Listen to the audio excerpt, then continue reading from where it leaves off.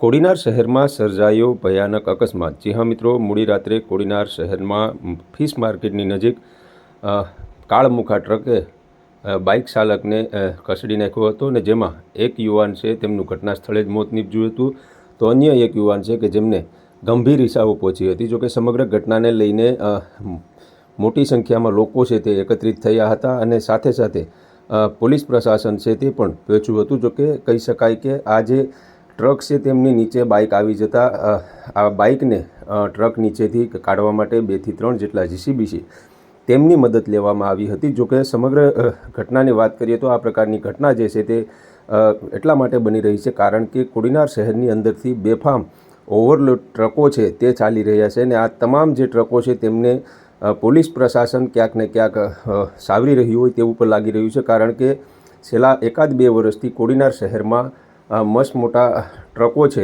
તે કોડીનાર શહેરની મધ્યમાંથી પસાર થઈ રહ્યા છે।